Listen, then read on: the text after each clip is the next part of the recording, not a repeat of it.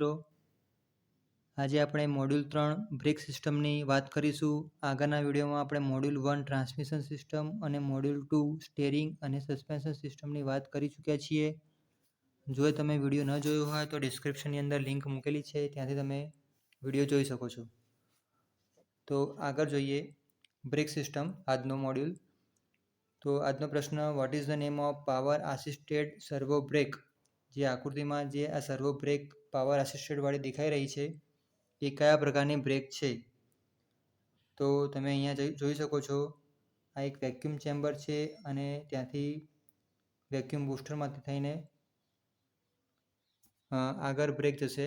તો આ બ્રેક કહેવાશે વેક્યુમ આસિસ્ટેડ પાવર બ્રેક્સ. આગળનો પ્રશ્ન જોઈએ, what is the name of device used in the braking system? चित्र में दर्शाए गए उपकरण का नाम बताइए. તો જે આકૃતિમાં જે ડિવાઇસ તમને દેખાઈ રહી છે એ છે બ્રેક પ્રપોઝનિંગ વાલ્વ. તો આનો જવાબ આવશે બ્રેક પ્રપોઝનિંગ વાલ્વની આકૃતિ છે. What is the type of master cylinder? જે આકૃતિમાં જે માસ્ટર સિલિન્ડર તમને બ્રેક માટેનો દેખાઈ રહ્યો છે એ કયા પ્રકારનો કહેવાય? તો આ છે ટેન્ડમ માસ્ટર સિલિન્ડર.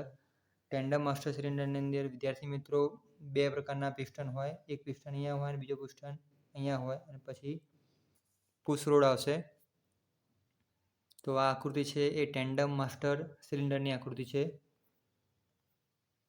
આગળનો પ્રશ્ન જોઈએ, what is the name of part marked as X in the brake pedal assembly? જે બ્રેક પેડલની એસેમ્બલી છે જેમાં એક્સ તરીકે જે દર્શાવ્યો છે ભાગ, એને આપણે ક્લેવિસ તરીકે ઓળખીશું, કે જે યુ પ્રકારનો માઉન્ટેડ કરેલો બોલ્ટ હોય છે કે જે એક રબરના ટાઈપનો હોય છે, એના ઉપર લગાવેલું હોય છે અને ક્લેવિસ કહેવામાં આવે છે.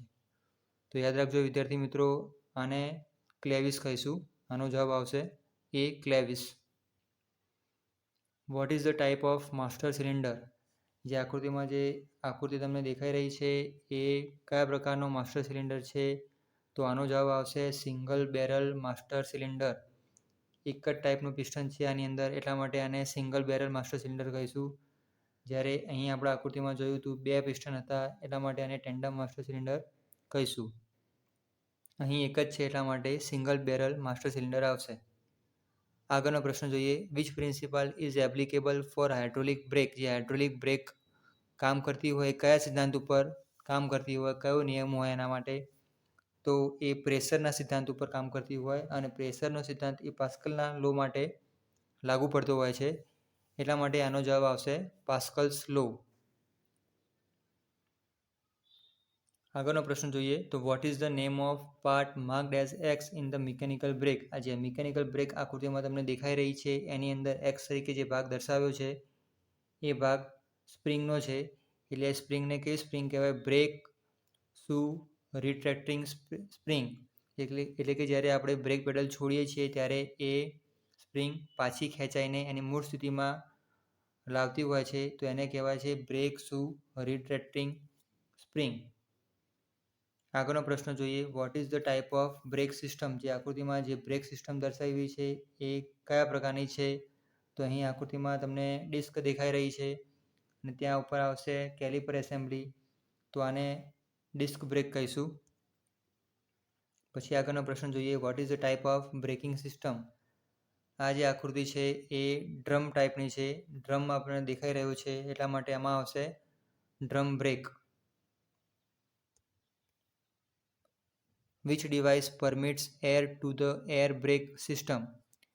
જે એર બ્રેક સિસ્ટમ જે હોય એ કઈ ડિવાઇસ જે તમને એરથી એર બ્રેક માટે લાગુ કરશે? તો એની માટે જવાબ આવશે બ્રેક વાલ્વ. આનો જવાબ આવશે ડી, બ્રેક વાલ્વ. આગળનો પ્રશ્ન જોઈએ, how the slip ratio is calculated in the ABS? જે આ ABS છે એ એન્ટી બ્રેક સિસ્ટમ છે, એન્ટી લોક બ્રેક સિસ્ટમ. એની અંદર જે સ્લીપ રેશિયો ગણતરી કરવામાં આવે છે એના માટેનું સૂત્ર મિત્રો યાદ રાખજો વિદ્યાર્થી મિત્રો. આનો જવાબ આવશે એ વેલોસિટી સ્પીડ ઓછા વ્હીલ સ્પીડ ભાગ્યા વ્હીકલ સ્પીડ ગુણ્યા 100. વેલોસિટી સ્પીડ ઓછા વ્હીલની સ્પીડ ભાગ્યા વ્હીકલની સ્પીડ ગુણ્યા 100. અહીંયા સ્પીડ લખવાનું રહી ગયું છે પણ એ સમજી લેજો. 207ની અંદર એ જવાબ આવશે. 208ની અંદર what is the name of component used in the air brake system. જે એર બ્રેક સિસ્ટમ હોય એની અંદર જે આકૃતિમાં ભાગ દર્શાવ્યો છે એ ભાગને શું કહેવામાં આવશે? તો જે આ ભાગ છે એ એર બ્રેક સિસ્ટમની અંદર વપરાય છે અને એને અનલોડર વાલ્વ તરીકે અનલોડર વાલ્વ કહેવામાં આવે છે. આ જે ભાગ છે એ વાલ્વ ટાઈપનું છે, અનલોડર ટાઈપ કહેવાય. આગળનો પ્રશ્ન જોઈએ. What is the name of device used in the air brake system. આ જે આકૃતિ તમને દેખાઈ રહી છે એ આકૃતિ બ્રેક સિસ્ટમ જે એર બ્રેક સિસ્ટમ આવે છે એનો કયો ભાગ કહેવાય? તો આ એક પ્રકારનો વાલ્વ છે, એટલા માટે આને બ્રેક વાલ્વ કહીશું. આ વાલ્વ જે પ્રમાણે ઓપરેટ થશે એ પ્રમાણે ત્યાંથી હવાની અવર જવર થશે, એટલા માટે આને બ્રેક વાલ્વ કહેવામાં આવે છે. What is the name of part marked as X in the slack adjuster for S cam brake. આ જે એસ કેમ ટાઈપની બ્રેક છે, અહીંયા તમને આ જે કેમ દેખાઈ રહ્યો છે, આ જે ભાગ છે એ કેમ ટાઈપનું છે, એને કેમ કહેવાય. અને આપણને પ્રશ્ન પૂછ્યો છે કે જે એક્સ તરીકે ભાગ દર્શાવ્યો છે એ ભાગને શું કહેવાય? તો એનો કેમ રોલર તરીકે એને ઓળખીએ છીએ. તો આનો જવાબ આવશે cam roller. Option D, cam roller. What is the name of brake એડજસ્ટર.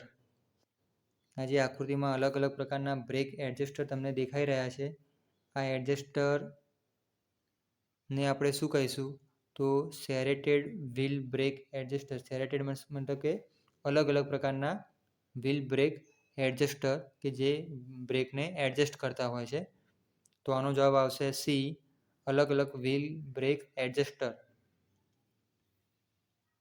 આગળનો પ્રશ્ન જોઈએ. Which material is used for brake rotors and brake pads for aircraft and racing car.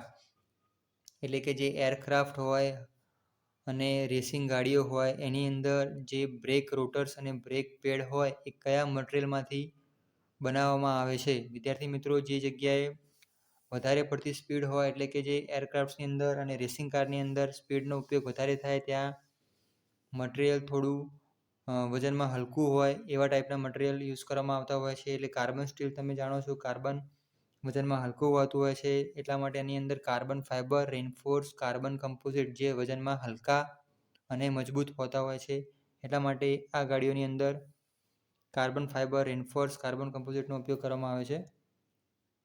આગળ જોઈએ.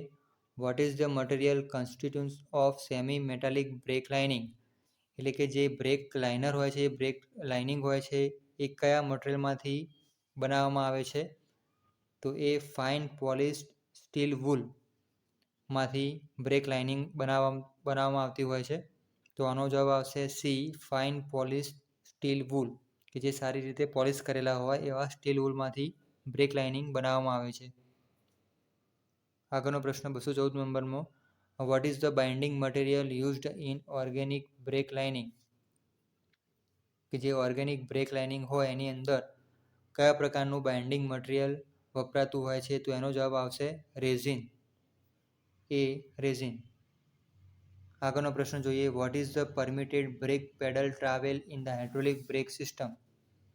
કે જે હાઇડ્રોલિક બ્રેક સિસ્ટમ હોય એની અંદર બ્રેક પેડલ કેટલી ટ્રાવેલ કરતી હોય છે? તો અંદાજિત 7થી 12 mm સુધીની એની જે પેડલ ટ્રાવેલ હોય છે એ મિત્રો યાદ રાખજો, 7થી 12 mm સુધીની હાઇડ્રોલિક બ્રેક સિસ્ટમની અંદર પેડલ ટ્રાવેલ હોય છે. આગળનો પ્રશ્ન જોઈએ. What is the type of wheel cylinder. જે આ વ્હીલ સિલિન્ડર આકૃતિમાં તમને દેખાઈ રહ્યો છે એ સિંગલ પિસ્ટન વ્હીલ સિલિન્ડર છે. આનો જવાબ આવશે B, single piston wheel cylinder. Next question જોઈએ. What is the material use to make brake drum. Brake drum હોય એ કયા મટીરિયલમાંથી બનાવેલું હોય છે? બ્રેક ડ્રમ આપણે આગળ ઉપર આકૃતિ જોઈ હતી ડ્રમ બ્રેક વાળી, એ બ્રેક ડ્રમ કયા મટીરિયલમાંથી બનાવેલું હોય છે? તો સ્પેશિયલ ટાઈપ કાસ્ટ આયર્ન. આનો જવાબ આવશે. આગળનો પ્રશ્ન જોઈએ. What is the name of part marked as X in the drum brake system. જે ઉપર આકૃતિમાં ડ્રમ બ્રેક સિસ્ટમ દર્શાવેલી છે એની અંદર જે એક્સ કરેલો ભાગ છે એને શું કહીશું? તો એ બ્રેક પ્લેટ છે. આનો જવાબ આવશે બ્રેક પ્લેટ. આગળનો પ્રશ્ન જોઈએ તો what is the type of brake? જે આકૃતિમાં જે બ્રેક તમને દર્શાવેલી છે એ બ્રેક કયા પ્રકારની કહેવાય? તો એ એર આસિસ્ટેડ પાવર બ્રેક છે. એરથી એટલે કે એક પ્રકારની ન્યુમેટિક બ્રેક છે. તો એનો જવાબ આવશે air assisted power brake. Next question જોઈએ what is the type of break?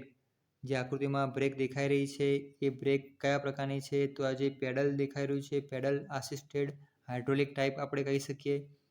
તો આનો જવાબ આવશે pedal assisted type. Next question જોઈએ કે what is the name of part marked as X in the vacuum assisted power brakes? આપણે પહેલો પ્રશ્ન આજનો જોયો હતો કે વેક્યુમ આ બ્રેક કઈ છે? વેક્યુમ બ્રેક છે. તો જે આ વેક્યુમ બ્રેકની અંદર એક્સ તરીકે ભાગ છે આ ભાગ એ ભાગને આપણે શું કહીશું? તો એ વેક્યુમ બ્રેક છે. એટલા માટે વેક્યુમ પરથી જવાબ તમને મળી જશે કે વેક્યુમ કંટ્રોલ વાલ્વ આ ભાગનું નામ હોઈ શકે. તો આનો જવાબ આવશે સી વેક્યુમ કંટ્રોલ વાલ્વ. આગળનો પ્રશ્ન જોઈએ તો what is the purpose of brake proportioning valves in the braking system? એટલે કે જે બ્રેકિંગ સિસ્ટમની અંદર બ્રેક પ્રપોઝનિંગ વાલ્વ હોય એનો મુખ્ય ઉદ્દેશ એનો મુખ્ય પર્પઝ ઉદ્દેશ શું હોય છે? તો એનો મુખ્ય ઉદ્દેશ હોય છે કે પ્રોવાઈડ બેલેન્સ બ્રેકિંગ એટલે કે સરખા સમાન અંતરમાં બ્રેકિંગ પૂરું પાડવું. આગળનો પ્રશ્ન જોઈએ where the non return valve is located in the centre feed master cylinder? એટલે કે જે માસ્ટર સિલિન્ડર હોય છે એની અંદર જે એક NRV વાલ્વ હોય છે નોન રિટર્ન વાલ્વ હોય છે એ નોન રિટર્ન વાલ્વ કઈ જગ્યાએ ફિટ કરેલો હોય છે? તો એ પિસ્ટનના હેડ ઉપર ઓન ધ પિસ્ટન હેડ જે ઉપર આપણે આકૃતિ જોઈ હતી એના પિસ્ટનના હેડ ઉપર એક પ્રકારનો વાલ્વ તમે ફરીથી જોઈ શકો છો વિડીયોને આગળ દોડાડીને. તો એ ઓન ધ પિસ્ટન હેડ ઉપર નોન રિટર્ન વાલ્વ ત્યાં ફિટ કરેલો હોય છે. નેક્સ્ટ ક્વેશ્ચન જોઈએ what is the brake pedal free play range permitted while adjusting? એટલે કે જે આપણે બ્રેક પેડલ હોય છે એની જે ફ્રી પ્લે હોય છે એ કેટલી આપણે એડજસ્ટ કરી શકીએ? તો આનો જવાબ આવશે 6 થી 12 mm. જે આપણે ફ્રી પ્લે કહીએ છીએ દરેક બ્રેક પેડલમાં હોય છે, ક્લચ પેડલમાં હોય છે અને એસિલેટર પેડલમાં પણ હોય છે. તો બ્રેક પેડલમાં યાદ રાખજો મિત્રો 6 mm થી 12 mm સુધીની ફ્રી પ્લે રાખવામાં આવતી હોય છે. આગળનો ક્વેશ્ચન જોઈએ what is the precautionary measures to be adapted while removing secondary piston to prevent damage? એટલે કે જે સેકન્ડરી પિસ્ટન માસ્ટર સિલિન્ડરની અંદર હોય છે એ નીકાળતી વખતે એને રિમૂવ કરતી વખતે એને નુકસાન ન થાય એ અટકાવવા માટે આપણે શું ધ્યાનમાં રાખતા હોઈએ છીએ? તો આનો જવાબ આવશે remove the stopper bolt before. એટલે કે જે સ્ટોપર બોલ્ટ હોય છે એને પહેલાં રિમૂવ કરવો એટલે પહેલાં કાઢવો પડે અને પછી એને પિસ્ટન જો બીજા નંબરનો સેકન્ડરી પિસ્ટન તમે કાઢો તો એને કોઈ નુકસાન થાય નહીં. એટલે સૌથી પહેલાં એને રિમૂવ ધ સ્ટોપર બોલ્ટ કરવો પડે. સ્ટોપર બોલ્ટ પહેલાં કાઢીને પછી એનો સેકન્ડરી જે પિસ્ટન હોય એ નીકાળવો પડે. આગળનો પ્રશ્ન જોઈએ તો what is the purpose of G sensor? જે વ્હીકલ્સની અંદર જી સેન્સર હોય છે એ જી સેન્સરનું કામ જ શું હોય છે? તો એ કામ એસિલરેશન ચેક કરવાનું હોય છે, માપવાનું હોય છે કે વ્હીકલની અંદર જે એસિલરેશન રેટ હોય એ કેટલો હોય છે. તો એ મેઝરિંગ અથવા એસિલરેશન રેટ પણ કહી શકાય અને એને ડિસેસરેશન રેટ પણ કહી શકાય. તો મેઝરિંગ ડિએસેલરેશન રેટ ઓફ વ્હીકલ એ વ્હીકલનો જે એની ગતિ હોય એ ગતિ માપવાનો કામ જી સેન્સરનું હોય છે. Which device detect the driven wheel spin through sensor? જે સેન્સર સ્પિન ડ્રીવન વ્હીલ હોય જે ફરતું વ્હીલ હોય છે એની અંદર જે સ્પિન થતો હોય એ સેન્સર કયું ડિવાઇસ ચેક કરશે? તો એ ECU ચેક કરશે. ઇલેક્ટ્રોનિક કંટ્રોલ યુનિટ અથવા ઇલેક્ટ્રોનિક કંટ્રોલ મોડ્યુલ ECM પણ એને કહેવામાં આવે છે. હાઉ ધ EBD એટલે EBDનું પૂરું નામ યાદ રાખજો મિત્રો electronic brake force distribution. Electronic brake force distribution failure indicated to the driver. એટલે કે જ્યારે EBD ફેલ્ડ થાય ત્યારે ડ્રાઈવરને કઈ રીતે ખબર પડશે? તો એ ગ્લોઈંગ ધ પાર્કિંગ લેમ્પ, જે પાર્કિંગ લેમ્પ ડેશબોર્ડની અંદર હોય પાર્કિંગ લેમ્પ, એ ગ્લો થશે, એટલે કે એ ચાલુ થઈ જશે. ત્યારે ડ્રાઈવરને ખબર પડી જશે કે જે ઈબીડી હોય છે એ ઈબીડી ફેલ થયેલું છે. એ આગળ ડેશબોર્ડની અંદર ગ્લો થશે પાર્કિંગ લેમ્પ, ત્યારે તેને ખબર પડી જશે. આગળનો પ્રશ્ન જોઈએ તો what is the advantage of TCS ELSD brake circuit of wheel? તો જે TCS ELSD brake system circuit હોય છે એનો મુખ્ય ફાયદો શું હોય છે? તો automatic adjustment of engine torque to the grip rates.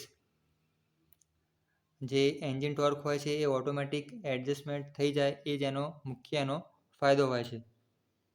Vote is the function of traction control system? જે ટ્રેક્શન કંટ્રોલ સિસ્ટમ હોય એનું મુખ્ય કાર્ય શું હોય છે? તો એનું મુખ્ય કાર્ય એ જ હોય છે કે જે વ્હીલ સ્પિન થતું હોય એને રોકવું. પ્રિવેન્ટ વ્હીલ સ્પિનિંગ, એટલે વ્હીલ સ્પિન થતું હોય તો એને રોકવા માટેનું મુખ્ય કાર્ય ટ્રેક્શન કંટ્રોલ સિસ્ટમનું હોય છે. TCS સિસ્ટમ એને કહેવામાં આવે છે. આગળનો પ્રશ્ન જોઈએ તો what is the function of EBD in anti lock brake system? તો જે anti lock brake system ABS system હોય છે, ABS બ્રેક હોય છે, એની અંદર EBDનું મુખ્ય કાર્ય શું હોય છે? તો એ EBDનું મુખ્ય કાર્ય હોય છે it controls the slip of the rear wheel. જે પાછળનું વ્હીલ હોય છે એને સ્લીપ થતું અટકાવવું. તો બ્રેક સિસ્ટમનું મોડ્યુલ 3 અહીંયા સમાપ્ત થાય છે. કોઈ વસ્તુ તમને ખબર ના પડે તો તમે કોમેન્ટ બોક્સમાં લખી શકો છો. ધન્યવાદ.